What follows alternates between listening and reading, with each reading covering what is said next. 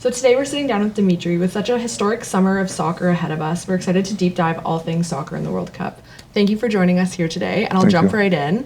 Walk me through how you got introduced to football and your earliest memories around the sport.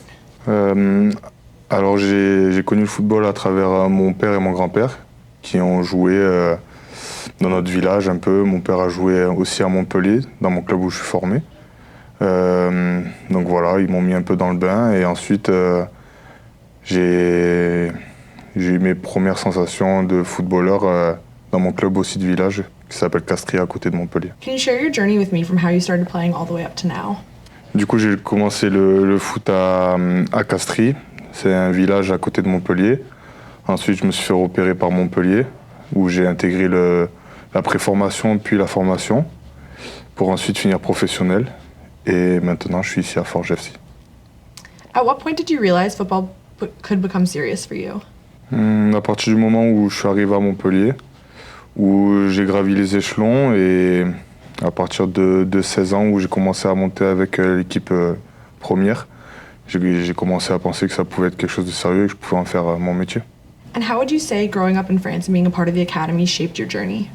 Ça m'a beaucoup aidé parce qu'aussi à Montpellier j'étais chez moi, j'avais toute ma famille et ensuite il y a un cadre parfait pour grandir en tant qu'homme et en tant que footballeur, et avec des très bons éducateurs aussi, et avec un club qui fait beaucoup confiance aux jeunes.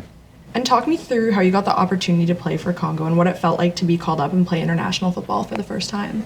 En fait, le sélectionneur m'a contacté après que mes agents soient allés vers lui pour dire que je voulais jouer pour le Congo.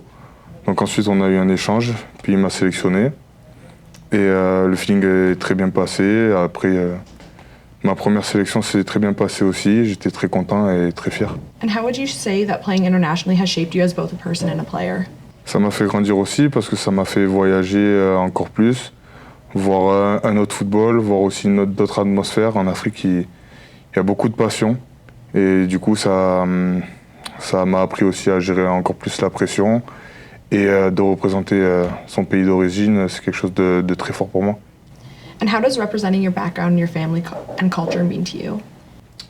Justement, voilà, je suis très fier. Et c'est quelque chose que j'ai longuement réfléchi, avec qui j'ai parlé avec mon père de ça, avec ma mère. Ils étaient aussi favorables, c'est ce que je voulais faire. Et justement, je suis très fier de représenter mes origines. And what would you say the hardest part about chasing this dream to become a professional footballer has been for you? La partie la plus difficile, on va dire que c'était la partie mentale, de s'accrocher, de travailler tous les jours. Mais bon, c'est difficile et non, parce que c'est quelque chose que j'aime faire. C'est par passion, c'est mon métier, donc c'était pas vraiment difficile. And now shifting into a little bit more of a World Cup specific focus, what's your earliest memory of a World Cup and can you share it with me? Pour moi, mon premier souvenir, c'est la Coupe du Monde 2006, où la France va en finale avec le coup de tête de Zidane. Mais parce qu'en 98, quand la France l'a gagné, c'est l'année où je suis né, donc j'ai pas trop de souvenirs. Mais ouais, je dirais la Coupe du Monde 2006. And what team did you support growing up watching the World Cup? C'était la France. And what does a tournament like the World Cup mean to you? C'est le haut du panier, c'est le plus haut niveau où on peut aller. On touche le Graal, donc c'est là où il y a les meilleurs joueurs, les meilleures équipes.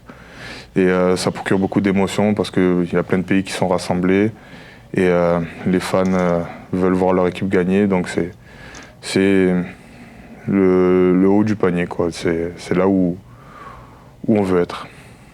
And can you describe the feeling of what it felt like when you were wearing Congo's badge and representing the country? What did that feel like to you? J'étais très fier. J'étais très heureux aussi. Et voilà, j'espère avoir fait le mieux possible pour jouer pour mon pays et j'espère le continuer par la suite. And who will you be supporting during the 2026 World Cup? Congo, of course. And who do you think is going to win the 2026 World Cup? Je pense que la France peut la gagner encore. Et pourquoi pas une équipe comme l'Espagne.